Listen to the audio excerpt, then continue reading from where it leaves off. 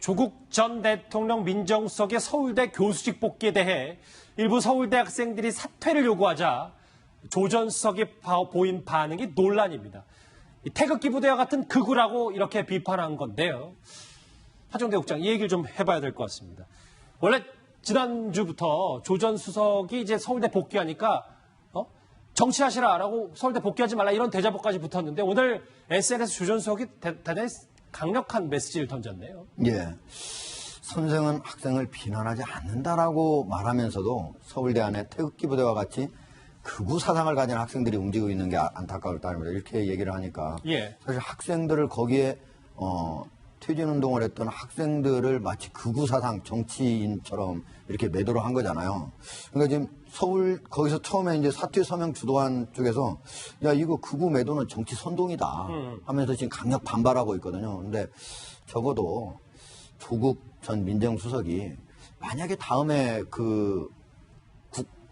법무부 장관을 하려면은 제가 보기에는 나오는 게 맞다고 생각을 합니다. 그걸 가지고 무슨 교수의 아카데미즘의 정치 참여의 안가주망이라고 이렇게 하는 건 견강부유이고, 그리고 만약에 그 학교에 있으려면은 나는 더 이상 그런데 이제 더 이상 안 나가겠다. 나 학교에 남겠다. 이렇게 선언을 하면은 둘 중에 하나를 선택하면 될 일인데 계속적으로 민정수석까지 하신 분이 학생들하고 이렇게 다툰다고 하는 거는 제가 보기엔 보기 좋은 모습이 아닌 것 같습니다. 자, 일단 조국 전 수석을 비판했던 단체부터 알아봐야 되는데 네. 박지훈 변호사님, 일단 박근혜 전 대통령 탄핵 때 탄핵 무효를 주장했던 단체는 맞는 겁니다. 그렇죠. 그 단체가 맞습니다. 그래서 조국 수석 입장에서는, 전 수석 입장에서는 충분히 극우 얘기를 했는 거는 좀 얘기를 해봐야 되겠지만 그렇게 개념화 지을 수도 있을 정도의 단체인데요. 서울대 트루스 모임이라는 단체인데 네. 트루스 포럼입니다.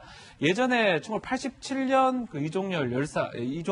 이종철 열사 박종철 열사 관련해서도 이게 공산화 운동의 일환이다라고 하면서 그 당시에 영화가 1987 영화 개봉됐을 때 이거 보면 안 된다, 토가 나온다, 이런 식으로 얘기를 했고 마찬가지로 박근혜 전 대통령 탄핵 관련해서도 무효를 주장했기 때문에 이 지금 좀 시대 부분하고는 안 맞고 또 조국 전 수석이 봤을 때는 상당한 어떤 좀 문제가 되는 또 그런 모임이라고 지금 보이는 것 같아요. 그러니까 그 단체가 조국 전 수석의 입장에 생각했을 때는 어쨌든 그런 전력이 있는데 그렇죠. 중요한 건 그 포인트가 아닐 거고요. 왜냐하면 김태현 변호사님, 하태경 의원의 SNS를 굳이 다 인용하지는 않더라도 지금 조 전 수석이 스승이 제자와 이렇게 편가르기를 하는 게 맞는 거냐라는 비판의 목소리는 있더라고요. 지금 조국 수석이 항상 그런 식의 어떤 이분법적인 태도들이 있어요. 그러니까 정부의 어떤 대일 정책에 반대하면 매국노, 친일파 이런 얘기 나오고 대법원 판결에 반대하면 친일파가 아니냐. 그리고 지금 어찌됐든 간에 트루스 포럼이라는 단체가 뭔가 조국 수석의 입장과 반대되는 성향의 어떤 그런 대자보를 많이 붙였던 거는 팩트입니다. 예. 그거를 조국 수석 입장에서 극우다.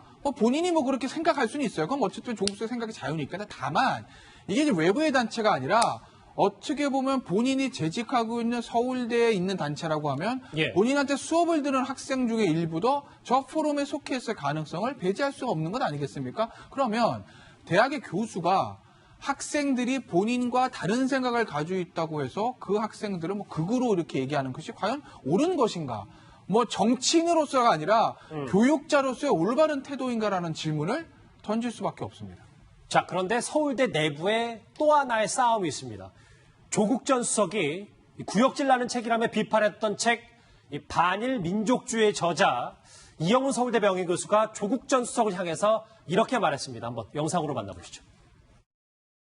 평생 비정치적으로 연구실을 지켜온 사람을 두고 부역, 매국, 친일파라고 매도하였습니다. 저는 1951년생입니다. 친일파와 활동한 그런 역사와는 전혀 무관한 사람입니다.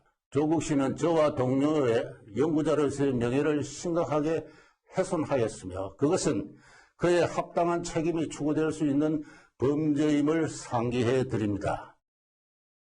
제가 방송 전에 이영훈 교수하고 직접 통화를 했었는데 허만수 부장, 이영훈 교수의 주장은 내 책이 틀렸던 안 들었던 그렇게 명예훼손식으로 말을 하지 말고 학자 대 학자로 붙자라는 얘기를 하더라고요.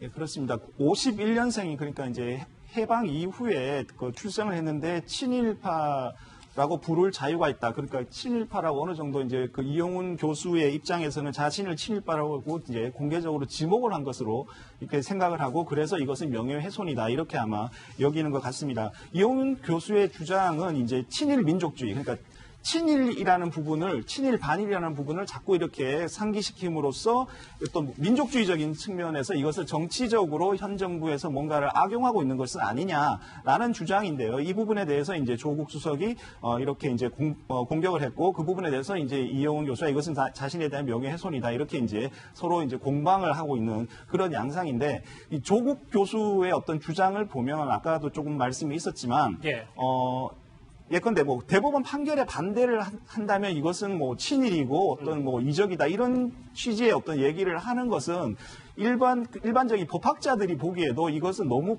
과도하게 이분법으로 나가는 것이다 라면서 지금 조국 교수의 어떤 주장에 상당히 그 반대를 하는 그런 목소리들을 내고 있습니다. 그러니까 조국 교수는 이제 민정수석도 역임했고 앞으로 법무부 장관이 될 수도 있는 그런 상황이기 때문에 고위공직자로서 어느 정도의 어떤 어느 하나의 어떤 그 이념들 가운데 한쪽을 더 선호할 수는 있지만 그렇다 하더라도 어느 정도의 균형감을 유지하면서 이렇게 얘기를 하는 것이 더 낫지 않을까라는 생각이 듭니다. 조국 전 수석 대 서울대 태극기 부대의 얘기, 서울대학교 내부의 공방 얘기까지 정리를 해봤습니다. 다음 주제 오늘 있었던 일입니다. 주제 같이 확인해 보시죠.